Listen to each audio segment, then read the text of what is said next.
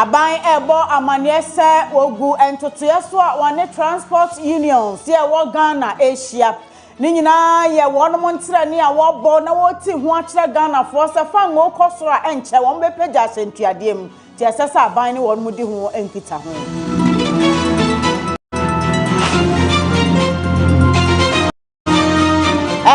ene chairman wontumi Bernard Ntwibo asiako okopie mu e wo court ena hia wose galamsen sensam ya wode ehun tansa abono no company fo ntwam na nso okoya wanye antum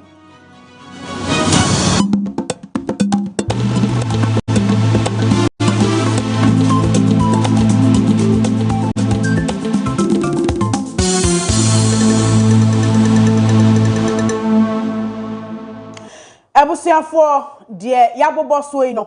ebinom ka ho ena enwumre yi ye de don hwere ba ko ebebe e de asommom se prime time ewo Fache TV so ensem ya ye de ebremu nyina no yasan aboaboa no e de akogu www.facheonline.com ho de awokọ a na wokọ kenkan join in wo Facebook live e Fache TV YouTube live Fache TV GH baby a wobekọ bia no ya na wa like na wa share wo to apeti amayen na enipa dodo no a enya bi ahwe mo asomfo anwumre yi me AFIA tumwa Kaakyire mene Obrempong akwasi jaboa wo beji bre no aka ye ho na kase ni nkyeremu no ye de ato anim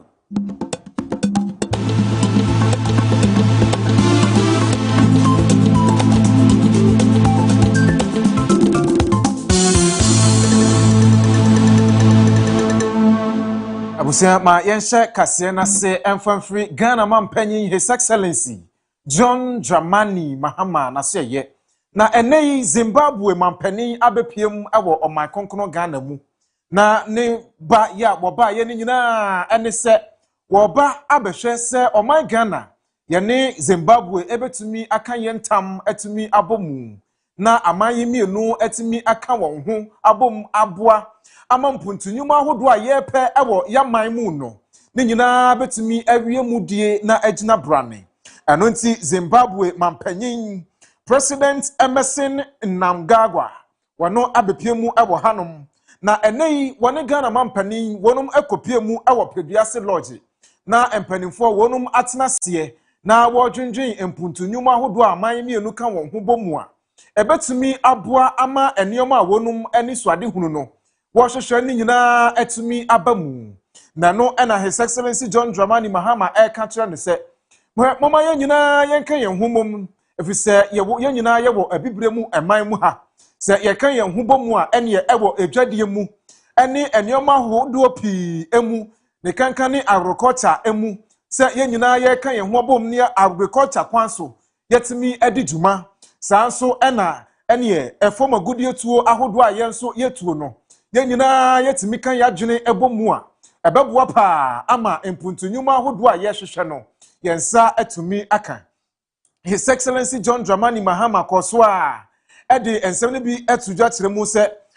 kura no enkameya ye se abibre mu ha man ahodo no ukọ obi man so a ene ebo den ansa na watumi akoduru ho yenhwe se yebetumi ama na yefo se obi befiri ne man mu na watumi awura oman foforo mu ewo abibre mu man ahodo mu ewo yenian kasa yasase yiso His Excellency John Dramani Mahama edi nkomo no ensem se bi ena odi tuja President and the founder of our nation, Osajifo Dr. Kwame Nkrumah, and it stands as a powerful symbol of Pan-African vision and unity, values that continue to define the enduring relationship between our two countries. Your visit reaffirms the deep bonds of friendship and solidarity that exist between Ghana and Zimbabwe. These ties are rooted in our shared history of struggle for independence and our common commitment to African dignity, self-determination, and progress. Indeed, our relation goes beyond diplomacy. It is enriched by the strong historical and personal connections, including the legacy of President Robert Mugabe, whose time in Ghana and family ties further cemented the closeness between our people. The long-standing visa-free travel arrangement between our countries reflects the trust and fraternity that have defined our engagement over the decades. In recent years, we've taken deliberate steps to revitalize and deepen our cooperation. The General Cooperation Agreement signed in 2023 and the successful convening of the inaugural Permanent Joint Commission for Cooperation provides a strong foundation for advancing our partnership in practical and meaningful ways. Today's meeting comes at a critical time for our continent. As we advance the implementation of the African Continental Free Trade Area, there's an urgent need for African countries to strengthen intra-African trade, investment, and cooperation. Ghana, as the host of the African Continental Free Trade Area Secretariat, remains committed to promoting economic integration. In this regard, Ghana's strategic position within ECOWAS and Zimbabwe within SADC presents a unique opportunity to strengthen the linkages between the West and Southern Africa. Your Excellency, there are several priority areas we can deepen collaboration for mutual benefits. In the mining sector, both our countries are richly endowed with natural resources. We must work together to promote responsible mining practices and, importantly, enhance value addition and beneficiation so that Africa retains a greater share of the wealth that is derived from our natural resources. In agriculture, we recognize the importance of building resilient and modern systems. Zimbabwe's experience in irrigation and climate-smart agriculture offers valuable lessons for Ghana as we continue efforts to strengthen our food security and modernize our agricultural sector. Energy also remains central to our development ambitions. There is significant scope for cooperation in renewable energy and power infrastructure to support industrialization and economic transformation. Beyond these sectors, we must also deepen cooperation in education, in tourism, culture, and sports, areas that strengthen people-to-people connections and sustain long-term partnerships. I'm particularly encouraged by the discussions on potential tourism collaboration, linking destinations such as Cape Coast and Victoria Falls. This presents an opportunity to combine Ghana's rich historical heritage with Zimbabwe's globally renowned natural attractions. And I know, and I buy a free, I say, the Airport Infrastructure Development Charge, a year a Juma. In Ghana Airport Company Limited for Bebo Amania Enra. Sir, one more phrase, ya wade, sir, a board for frono a year a Jumanti, natural say. Oh, my Ghana hana person through your machine edit to quite conquer for my swap. Ubetia $100 and a day I saw a bodada nanka utiana so. I fay or may moi quanto ye machine be uncrined, elko kumase, and cry elko tamalino, and also 100 Ghana cedis and a better soon tenra first April noir, and an a frost ye a ye juma. Amani by and Transport Minister Yera Joseph Bukari Nipe waba bontene abetire mu se ne kwan so no sa kwan no na ban ebetumi afaso aboa sika ano ede ayensiese bia sefata ewo omanwiem hyangina bia ahodo enti obi gina ba bi kase sika na se to foforo ban ede aba no wo bebu Ghana fo afaso ne nipa kro enya adwenen na se aban ampe kwan bia amfaso na wa moabo sika no na eba se won mu yensiesie any infrastructure development ahodo ewo airport na ebi eni ho a ene no mo koye na se won mo baaye wase we so eye kwan foforo won mo ebe fa so dia pagya Ghana na hoodin mu ewo wiem shanjumadie mu na Africa nyina Ghana ababe leading hub ewo aviation jumadie emu. And all over the sub-region, our airports are in very deplorable states. Let me tell you that from 2012, Ghana Airport Company did not make any comprehensive levies or charges to upgrade our airports. Our sewage treatment plant is 25 years old, almost full to the capacity. And we do not do something about that sewage treatment plant, one day we will see a reversal of whatever waste we put inside. And as a country that wants to be the hub to aviation, we need to address it. Every day when you pass at the airport peak hours, sometimes I go there to help in the management of traffic. Our car park is too small to the point that the cars overflow to the streets and create a lot of traffic congestion.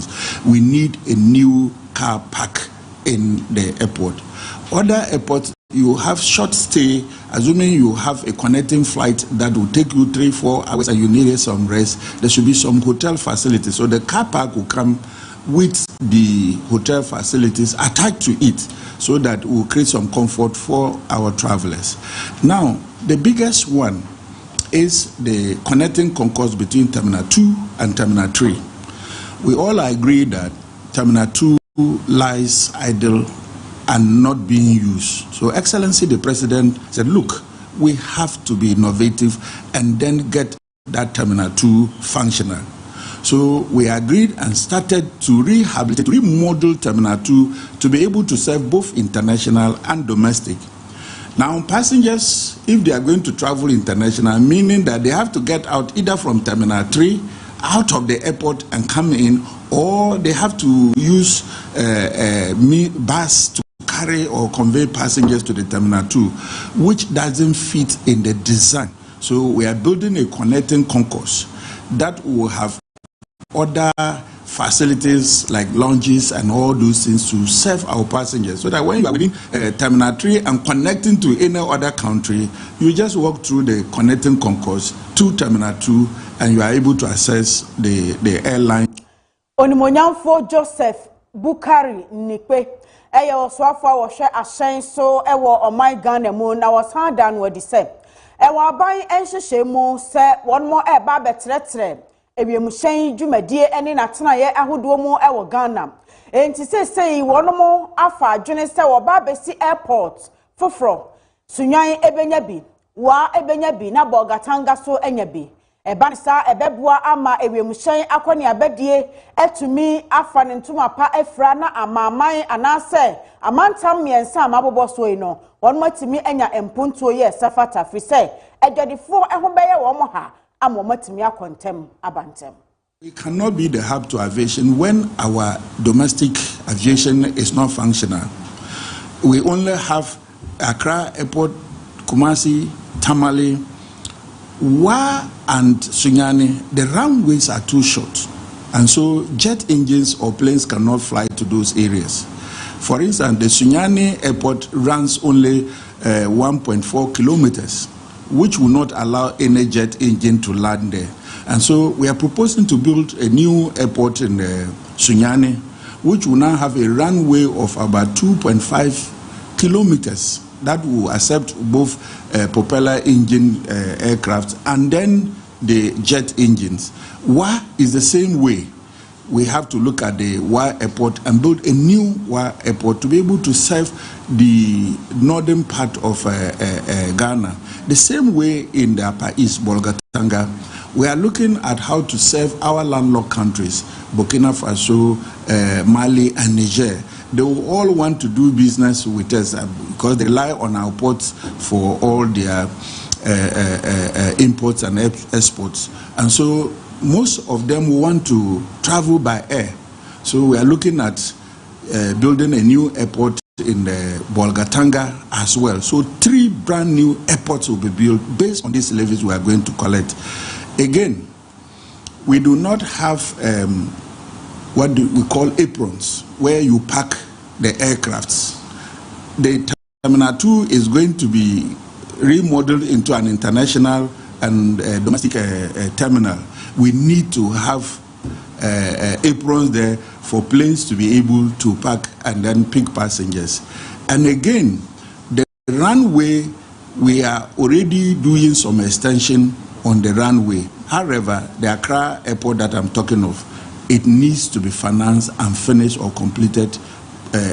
quickly. That runway has not seen any rehabilitation for years today. And looking at the increased number of passengers, we need to update our facilities. We know it is not easy to accept taxes, but as a country that wants to create employment for our youth, As a country that wants to be the gateway to West Africa and Africa, we need to take certain drastic decisions to raise enough revenue and improve upon facilities. We say yes, bosomi asien no, and asye ya wonum ehwe my Ghana yemfango eso ebebo amane no wotire mu se sei wonum epeja fango buomu ewo my Ghana ha eno enam so bi ama enei transport unions ahodo a wonum ewo my Ghana ene Ghana Private Road Transport Union GPRTU yechanitia sanso ena commercial transport operators wonum nyina kan won ho bom ekire mu se de fango buo asi apeja ne mu ewo my Ghana mu no wonso entumi entnase wan se aban no anhwe yi a wonum bekeka won ho na ne wapeja car sentiadem ede akọ ohamu ntitemu be se aduonu eno enam so bi ama enei osofo ya wono enehwe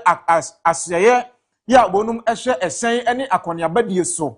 Joseph Bukari Nipere honorable wode ensem bi atuja ena woni wonum ekosiaye no kire se wosra wonum adwobrel aban ne wonum nyina ebeto kese na wahu kwampa wobeka won ho abomu se de beya empo se empejamu bi ebeba ewo esen no ne buo no mu dia na ne wonum behwe de ebeboa timamufo na aboa adrabafo ya wonum eto fango no eno eye ensem ahodo a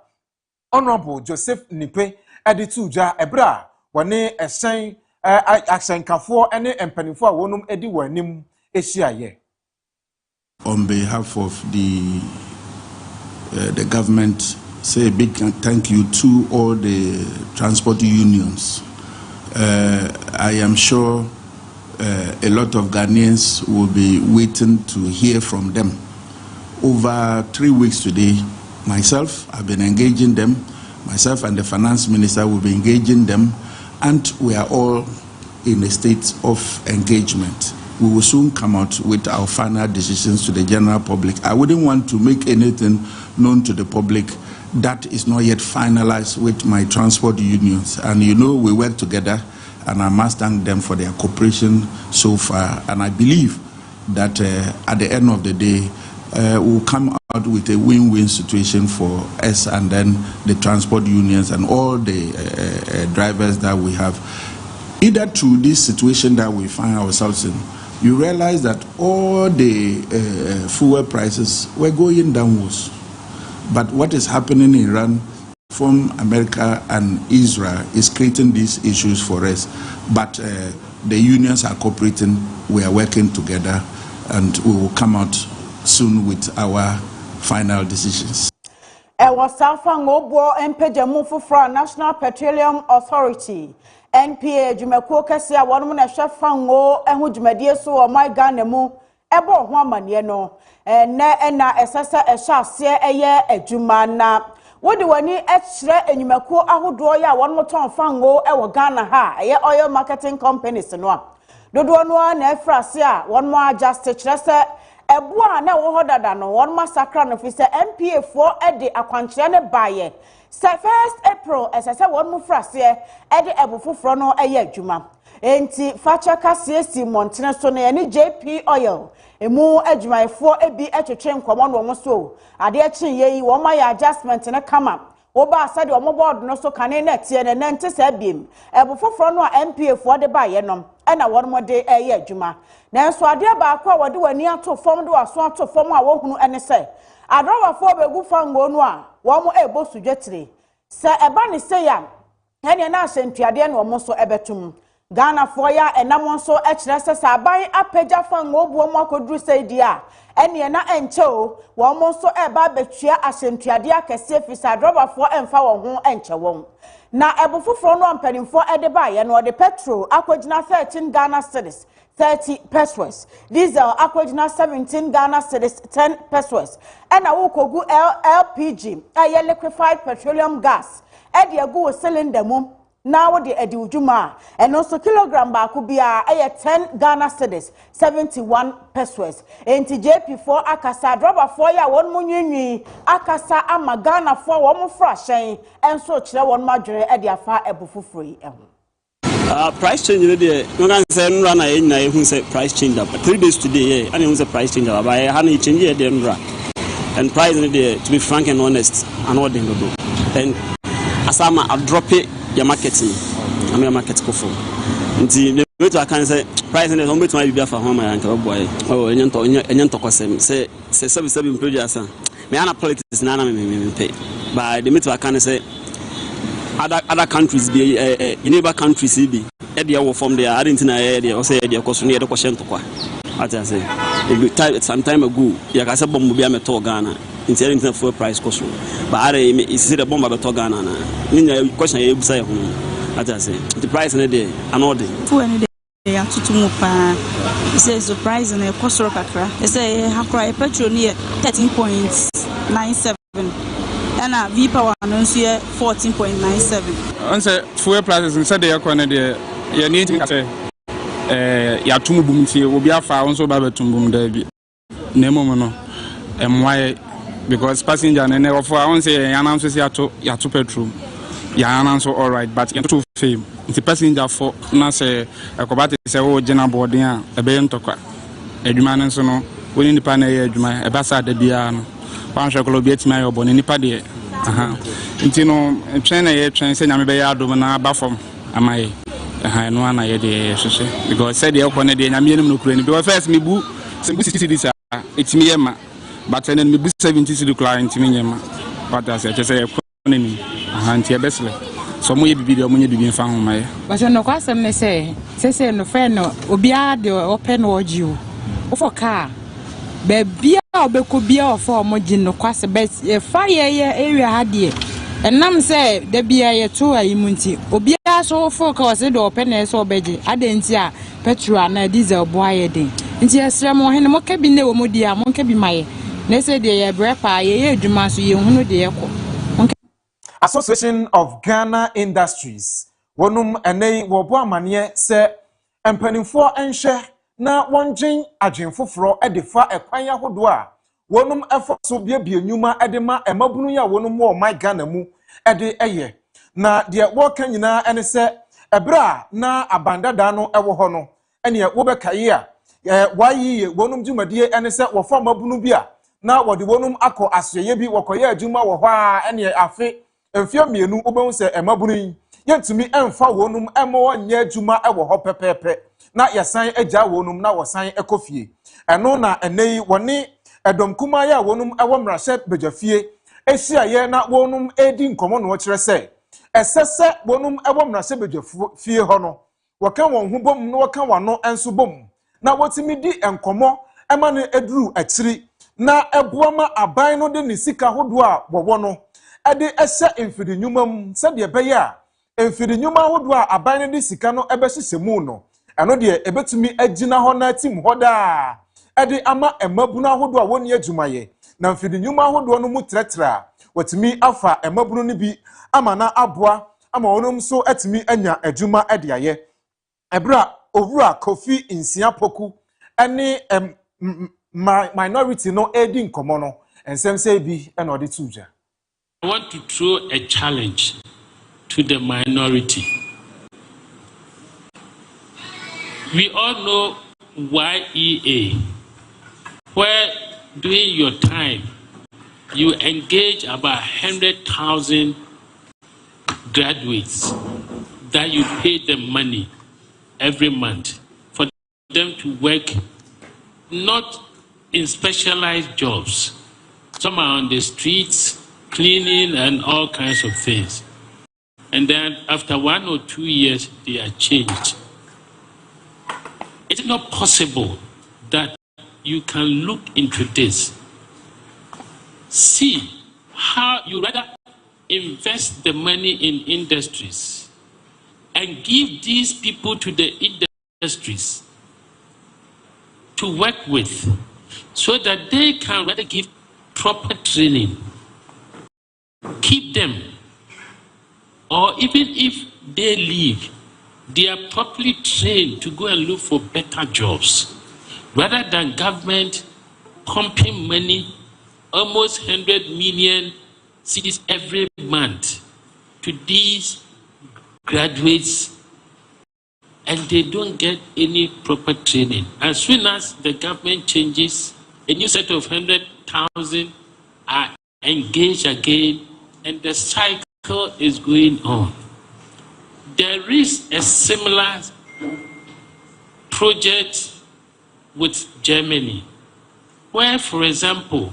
if a company is ready to take 100 graduates, they pay 10,000 euros per graduate, that you have to keep them for 5 years. That means they have to work with you for 5 years. When I did my own mathematics, I believe it will even be cheaper for government to give these graduates to the industry and pay them that money as seed money to set up the industry. For example, if somebody is given 10 million cedis to set up a facility, then he's allowed to employ 100 graduates for 5 or 10 years. If he fails, he returns the money. In this way, we are giving proper training for their advancement, where even if they do not like the same job, they can on their own apply for a job elsewhere after they have gotten the requisite training. I think we are spending the money, but we are not getting our money's worth. It has become politics, but we can. Mr. Insia Poku Koswa de nsem ne bi eka ho na nsem ne nyina ene se de mfidi nyuma hodo a wo my Ghana mu wonum edi juma na wode ahodene na edi juma no eno nti wofre Electricity Company of Ghana say ebredru se enka wonum de meter ya wono esusu se yefre no reverse meter ene wonum amfa bi mra pa se de be ya mfidi nyuma kese ya wo my Ghana mu no wonum betimi use sa meter no na wodi edi wonjuma sane be ya ebeboa ama ahodene ahodo a wonum edi juma awo wonum ajuma ahodo mu no ne nyina wonsa ebetumi aka na aboa ma o my Ghana nso etumi anya so emfaso na ama Electricity Company of Ghana wonum sikasem ene nioma ahodo a wo hwe enu mu kwan se wo betumi anya free samfiri nyuma yi mu no wonsa ebetumi aka na nka me ya yese se mfiri nyuma ne nyina ahodene ahodo a wodidi juma no eso pa na so se ebinom wonum edi solar na edi juma ene ensem ahodo a ekeka ho owura Insia Poku ensem ne bi eni.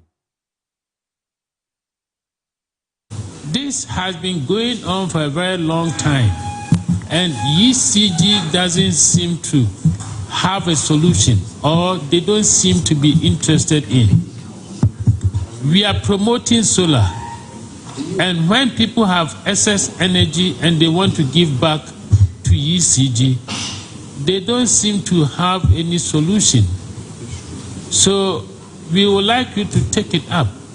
In most countries, they all use reverse meters. I don't understand why Ghana is adamant to the use of reverse meters. Because if I have excess, I give to ECG. If I'm in need, I take from ECG. Then at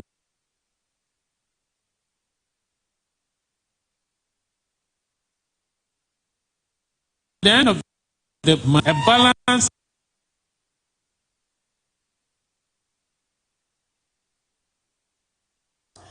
Ewo Enshiamu ya koso ewo Association of Ghana Industries AGI any minority no minority leader Alexander Fenyamarkin ekasaye Nasma waka nyina ne se bremu esese wonu epre na wo hwehwe aban mu a edema wo man firi dwuma ahodo afei wonu mo ensan fa wani ensi ankane MPP abreso one district one factory hwehwe ya wode baye emwadodo ya aban no ede eso mfiri dwuma asene na won hwemfaso a oman no enyaye eba ne sa wonu betimi ede atoto enei emwa ya efiri aban ya wote akonwa so enchen ede ema mfiri dwuma na wonu mahunu sede emudo esi etie ne nkasa yemu an wo bo AGI fo no abaso mo bo mo homode papa firi se enei wonu na akwa ntem afo kese ede ama Ghana mfiri Juma enkabom ku ahodoɔ nyinaa ɛna afa amaman ahodoɔ ya wɔn so de sika ɛbɛbɔ ɔman Ghana ewo emfiri juma edwumadie mu na nso eba ne se AGI for entena se na wo ne aban no ento kese enkasa na aban keka ne ho ewo emmoa a wode emma emfiri juma wo mo ebo wo ho mode emi nti wontimi ne wo mo nhia enei enkasa wa abra wo mfa abasobɔ ya esefata emma AGI for Enti Ebremu de Alexander Afenyama kene minority eka nyina ne se esefata se omei ema nani bre emfiri dwuma ho woma nani enku ho emwa bia de fa ne sika fam bia tax exemptions ni ade ya wo de ba wo a ebeye yie ama wo dwumadi afa ne ntoma pefra no wo mo nya ne saa pepepe na Ghana betimi anyini ebetumpo na afa ne ntoma pefra wo sikasemu a wontimi enko enya emfiri dwuma ho Alexander Afenyo Markin said they were the nsem etudwa enie. And finally, we look at the 1D1F that was cancelled by this new government and whether or not there is a new incentive package for industry in place of 1D1F and whether or not that policy by the previous administration of which we are part actually impacted on industry. That said, by way of introduction, I would also want to acknowledge the fact that AGI, being the foremost industrial body representing manufacturing and industrial enterprise across both large-scale and small to medium industries, founded to advocate for a competitive business enabling environment, has served as a principal voice of the industrial sector in national economic policy discourse, engaging regularly with government, regulatory bodies, development partners, and regional economic blocs. Indeed, is the reason why we're here. From our records, J.H. Mensah, the minority leader of the second parliament of our republic, together with his colleagues, engaged AGI way back in 1998 for such a discourse like this. So we come on board with history of our predecessors having engaged industry. And we again recall from our records that the minority-led candidate J. Kufo to meet with AGI at your trade fair office, where you discuss so many issues affecting industry, leading to the birthing of the golden age for business mantra of J. Kufo administration. So this morning will not be different. We are stepping into those Akoso ewo Association of Ghana Industries AGI omemu emfirijuma enkabomkuo ene minority ya ewo mra shebedwafie no entemuso na ya home kase so ha akwaja aboafo nkrato yeba sesia.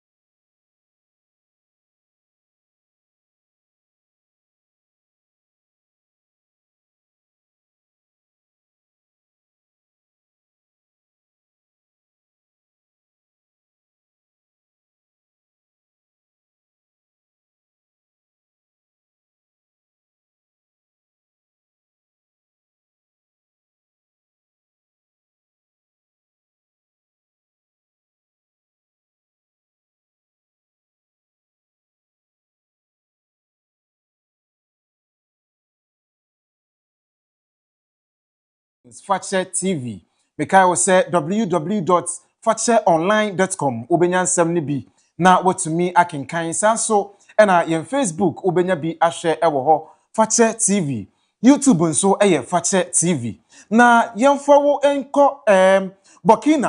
Burkina Faso wonum ede betu dwa se enei entosi ya Ghana fo ebefa ede free ho ene amanhodo ya wonum edi dwa de ba ho ebefa ntosi nyina aban no ede tabo ede atoso ya entimi emfiri oman mu enko amanhodo eno ekofa oye nepa ene de bre Ghana fo ene boni a eton tomatoes wonum echejajo pa ene esu ede amane ekobo Ghana man panyin John Dramani Mahama na enei Ghana man panyin John Dramani Mahama aban yi enam aseye ya wonum ehwe ejadie ene infidunuma awodo eso wonum ebo amane se enei wonum etimi anom asumdue aboamu wabra wonum etimi ni Burkina Faso mpanimfo adidi enkomo a ya bosofo Elizabeth Ofosu ejare na wodi animu wonum ene Burkina mpanimfo etimi atwetwe nkomo adi enkomo ade afa entosi tabo ya wonum ede to so no wadi hu nkomo pa ama enei de Ghana fo nyina ene entosi tonfo wonum hwe animu kwan se wonum ebetumi apagya tabo ya wonum de to so no enei etumi abam etimi atentam ama akonya naba se enei Burkina fo se wonum ena ekaye jumadie enti a wonum ede tabo no ede to entosi ya ye fafiri wonum manso no enei wonsa etumi akan bibia de wo hwehwe nyina etumi abam eno nti atimi ama ho kwan se ene wobetumi abie wapono na entosi etimi afiri wonum eman ne so na akọ amanhodo eso na enei amanebo ya eba ye no ni nyina ekire se aban yi etumi adi jumason pa na wabo ne homoden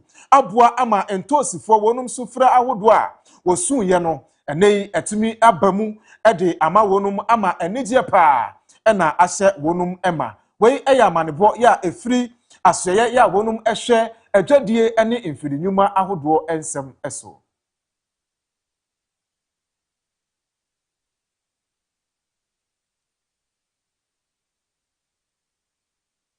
Sa enigisem ya efri Burkina Faso mainumu abeto dwanti ama tomatoes adwadifo ya ewo asante mantemu ha ehwiri aboso ya won mugu ohun hire de wo tu powder gu ne hu wo tu powder fi se ede enigisem abre wonom o se ye atadwe na yare atde new body tomato adwadifo nkabomuko ene facha kase atwetwe nkomo no mo si ye ena no ebra mpanimfo de betu dwasa wo mo abra se yentumi nko Burkina enkofa tomato suma no kwasem ne aboto papa frisa bane sa yadwadie no ebegu ne ya mpanimfo apagya tabo no de eya nigisem sei besan ama tomato se adwadie no agina mu gidigidi pa tomato su ebebafo na asan abebuso na magana temamufo nyina etimi atobi edi won mudwuma nemom won mani agye ya wo kasa edefa bana won mu alefte edefa Burkina Faso so no ena wo sre Ghana ban se ema no entina semfa ne sanhye ne dem famu saa na won hwe tomatoes akuafo ema won madwuma no enye bibia wo ho won fa sika enhye local tomato production mum say irrigation kra na wo pagya mu a wonya ne saa sade be ya Ghana akuafo no betimi adɔ tomatoes no ne dodoɔ mu na etimi atena ho ama temamufo nyina da afebɔ sɛde be ya nkakra daakye ɔman ne betimi atwe ne ho ɛde afiri enkrofo aman so a wɔn mokɔ ɛde kɔfa tomatoes eba na sɛde adwadefo no ɛkyerɛ wɔn mani gye yɛnhwɛ many aji wo Yesu ni mo many aji wo Yesu ni mo me so many aji yenyina ye ni aji me so many aji wo Yesu esa bra konfo me ja komo president no ama many aji say the Rebecca chairman penny and say danase as the Danny friend soon kosi Burkina ban or man penny a memoir and ka sabe one day and year man ran you mercy so clock or left bound the name and Tebecco so our Massine, Momia Danasi, near San say Minister of Agric. Say, a year near Ghana, dear na, dry season, Yagono. Yes, sir, a Minister of Trade and Minister of Agriculture. One so MY, the local farmers, no, do dry season, na near Corp, Burkina Faso, no, sir, time, no, those days, near do, said the first one, Casano, your door, Qualugu, a borga. Ufra na kwapa east eye Navlongo ye wodam kase pa wo Navlongo ye French you know tono those time one year load be a cash be 58 100 kwat mi lodu sa Navlongo ho enti yes Minister of Agric yes ra wo mo se di abai ya san so kura amfa nyansa kura ntu ye adwuma ye no ho nyansa kwa ndigidi kura ebi obeyenim the actually obesan de aba enti the extra ne say ye farmers near traders no aye wo Ghana ha say no Minister of Trade aseda enkosi ne so Minister of Agric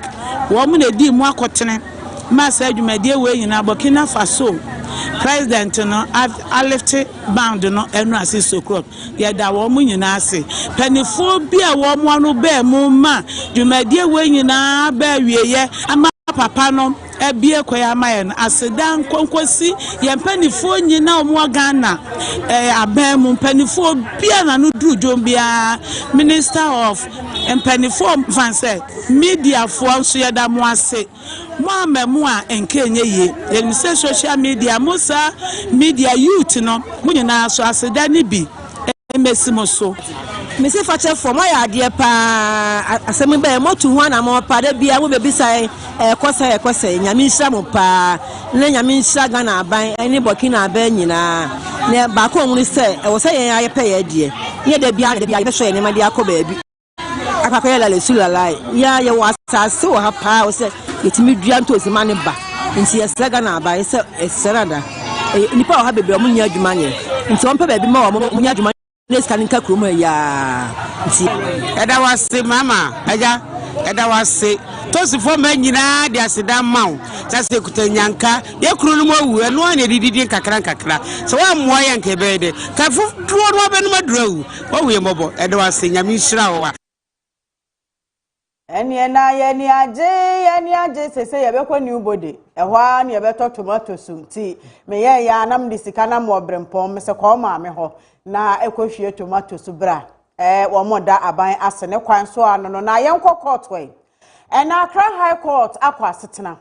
owura Bernard Ntwibu asiakon asante mantem mutitena ni de ma MPP amanyokuo no na hotedi ene chairman wontumi woni na dwumakuo akonta mining ya omeya kwadubofo ede kwadu atentam wono mo se concession wode ma wono meduru baabi na afi wode ye illegal mining galamse ne honsam eda so a ewa Accra High Court na nebra wono mo kwa asetena no wontumi na lawyer fo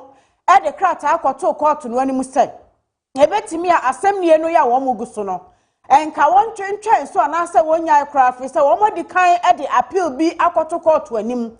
sasa the open defense no a empanifo de to wo manim bra bi atwam no de wote wo ho ase a enye yi enu nti saa appeal no ho nsem no wo munya nka nwie ye no enka eni kwan se court eto aso na wodi asem no nanso high court say wontumi application wode ba yes wode be hote asem nie no enso bia nyina mu emunyedu enti ogitu a enye ye amene wonmo abo egu wote mwafo ya wote asemi so eye Justice Audrey Kokuvi te wono nene wode na temo eba ye wa bra wontumi na lawyer fo bo wo mu nkro nyina wie ye se esese court no ehye na wo ma appeal no ejina brane na wono ye ho adwuma wie na appeal no enya wie ye no wo mo to aso se wodi asem no a ase wono be contem eja appeal no eba ne sanso a na contempt nsensem bi eye abamu ewo ho ni nyina mu nom omeya kwadubofo enso ejina mu ekire won mu nsem mu ma court no ehunu se wontumi na lawyer fo boapa epese wo mu delay case no eno nti ena kakra no ma be file we no ma be file we eno ena court no gina so ya wo boss asem ni nyina ede egu ye na ebra court no di asem no ewie ye no opani pa ya wono na legal team ya wojina mu ede ama chema wontumi wodi anim lawyer and AFIA kubi kasaye en woso ni akoso wo court no de wogidi se eye otemwani no nadwene na wachre na sede na wodi atemwani ba ye de ogina so ebo one application gu ye no obekwa akwagibi na one ma kenkan mu sede be ya ebetimi guide wo mo da ache bi wo mo ko file bibi wo court a wanya enyina so. Well, that's the decision of the court. We are supposed to advance our arguments before the court and relate to appropriate laws, case law. We've done all that. We stated the grounds on which we come with this application, and we explained our grounds, and again supported that with case law and statutes. Fortunately, it is important to note that the Attorney General elected not to file any affidavit of opposition and therefore did not file any, and therefore was only entitled to points of law, which I made the court remind him that he was not entitled to arguments on facts. Nevertheless, notwithstanding the submission and the advocacy supporting it, the court says that there is no merit in the application and therefore sin is dismissed. We have applied for a copy of the ruling. The judge says that the ruling is a short sentence as given that the application has no merit. We'll go into the legal analysis of the submissions and the advocacies. So it's simply that there is no merit in the application. So we have applied for a copy of the ruling, and we will also apply for a copy of the record of proceedings of the day. And based on that, we will take a decision whether or not to appeal or repeat the application. We are minded to do so, and that we go to the office to prepare ourselves to repeat the application in the Court of Appeal, applying for stay of proceedings. We will do that maybe tomorrow or the days ahead. Tomorrow is a holiday, so after the vacation we will do that, and then we will go to the Court of Appeal to argue our points of law and facts why we think that the proceedings must be stayed. So this is the position that we are taking. Ewo areho semu mayenko piemu ewo mfimfin mantamu gomua nyanya no eho na yekopie na enei abrante kwa bi ya wono yesusu se wadi mfinhia no edunan na wosusu se woko school dia eye junior high school students sabi na woye na enei abrante yi na wahwere ne nkwa na ne nyina ene se abrante no dodo na ebo ni din se Lawrence Dogbe sa na eye edin a wonum ede frɛ no na woye JHS1 student ewo daban dadeben basic school ehonum na woko school na sɛdeɛ empanifo akyire mu no wakoto ensuo mu na sabi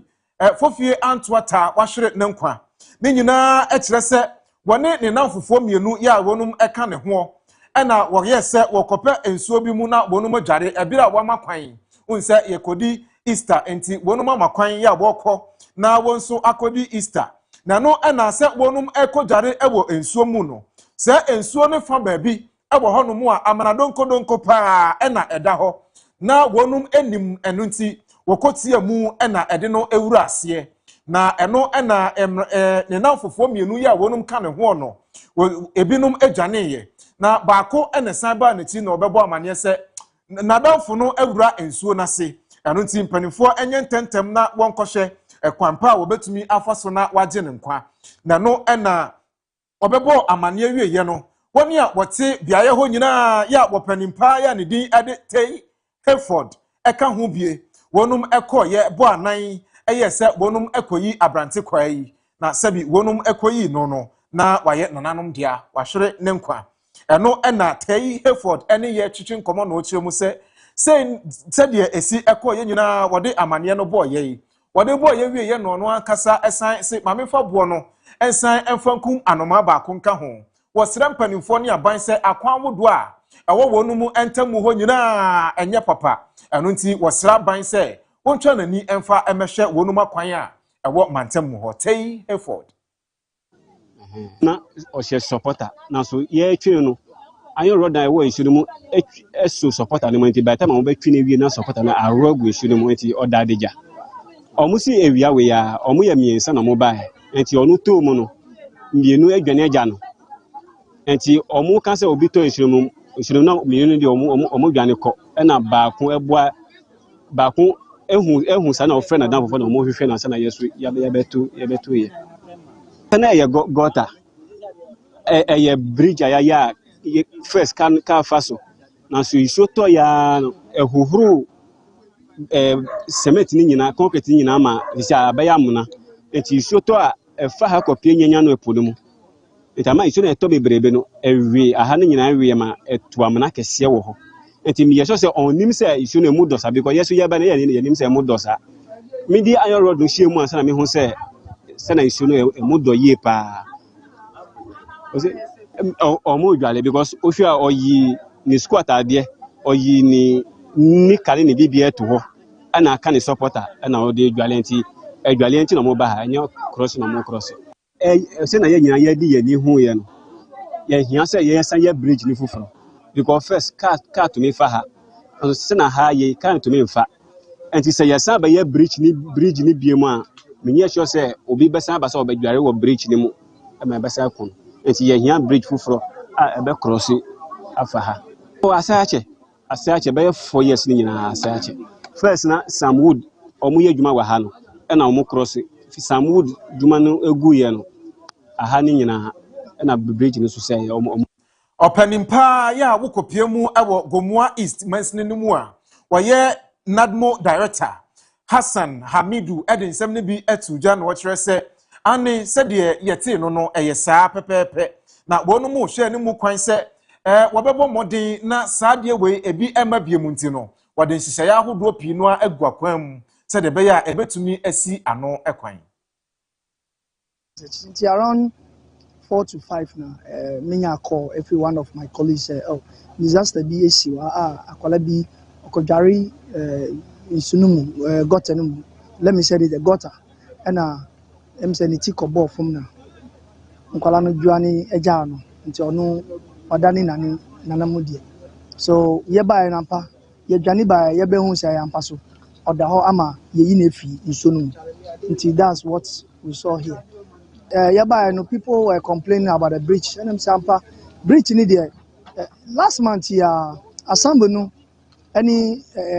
honorable DC, any MP, or my engineers, abe assessi about the bridge. It's any new bridge in the Yababe Yamamu and Yamiripa. It's issue now. I walk ground. Oh, first of all, the investigation underground now. To say, omu school kola.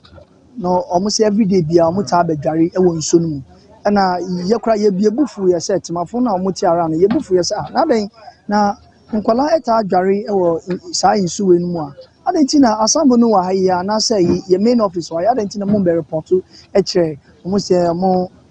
amba mo adwem enem so no sisi ni disaster isi mo frɛ ye beba but ye ntwa ma disaster de bia ensi saa ema ye nti yesre awofo no obi anhwɛ ne bayi the bia who said disaster bi ebetime si na oba ekọ na onu bi ekọ hobia se wo ka kire na ontia wo de be ka kire your office yi na beba na ya hwese na ebetime asolve to prevent that disaster to happen me pocho or a student or Zion Dadiban or a student or Dadiban rather Dadiban oh they be yentime anya ni di because Tiafo we ya rehosem ya efri Gomua nyenya no eba na yenwura pomuden aso ye na yemfe kase no ensim amane ya efri health ministry abetodwa enese sade enwura wosofo hwa ngumasia so beba amane se wanya financial clearance no obefa cheshrefo ni pampem so no won so nsa kan financial clearance enti apomden mu adwumayefo a won so age ntete awie na watifia wonya adwuma nyeye no one so very attached at the defi say ministry no say one mo be frase afa apomden adwumayefo na say de one mo ebeye no ene say one mo be hwe mensini ahodo a wo Ghana nyina emmia ya one mo ehia apomden adwumayefo enti se bia asante mantem ha na wo mo ebesi a na wo mo ahwe mansini dodo no ya sabia ben na apomdim adwumayefo esua yes sese wo fa bi eka ho na wono mo acheche adwumayefo no anase wo fa wono ma wacheche wono ma ede wo mo akọ sa mansini ahodo num na wo mo nyina akọ se de be ya apomden agye ebetimi afa na ntuma pefra e wo memo eno nti krata aso ya ehye apomden ho nsem so de aba abontene ama omokasa ma for owura Tony Goodman ede ne nsa ahya ase no ena won mode tu obia waje ntete awie apomden mu na wote fie anim se akwanya nnie ebra no nie yetete abete no na ne cha no ti won free sabre ya no amfa wo ho anhyemu na ekogya ode a ene na wala anamo bia esese oni kro etu na wo apply ema wo mutimi efa na adwuma no won hya ase efise nyame ya adoma bosumi ni da etoso edunsia ena won mo efiri enhyehyɛ no ase enti health professional certificate nyina na won muguso bom paye se nyame betie won mo so frɛ na enne wa frɛ won mo se wo posu wo mo no financial clearance aba ama won man na hye hwe apomde ho nsɛm so echirem na won manya won ho ntiase se enche dodo no atiri beye yie na wafa won mo adwuma mo tifie so a no man pai bo mo ayade fi se we no betimi aye CCC na nako na afa utiri ho nti se won pesa obeto ampa ho de a ene empire no a nti owura Tony Goodman ene de nsa ahye sa kratai ase ya de akasie ni nyina esim Millennium Construction ton safro se wo pesa wo to asase baabi a wo pesa wo to no asase no se eye half plot full plot ana se quarter plot no wom ene bedi wanim no apa asase abroni beka se ye litigation free land manso bia ni ho no ato ama wo na watimi di asomdue aye wo project wo so wa bra wo bia emeha wo bia wo so wo asase ni bi da baabi Bibia bebo munti wo pesika no de ayade foforo nti wo pesa wo ton asase no eno ane se wo de bekwa akoma millennium fo no akoda wo fie din enhyehya wo mo no koye no won mo begina wanam apatofo na owia wa beje usika na wo mo so anya won chefa ya ewo mo wasase a wo pesa wo si wo dream house esiso no sade watimi apecha odachi mansion wo ni so bia no ko millennium ho woni mpanimfo tenase am na wa infoni na kire wo mo kire se wasondaye ena wo yi odaye a kire wonom wo mo be draw plan ne kama afi wo be kono no wasi sa dream house no wasi ho ama wo a wo sha wo be kasam ye wo contractor ena ye wo contractor na de otimi si dreams ema ne ye reality no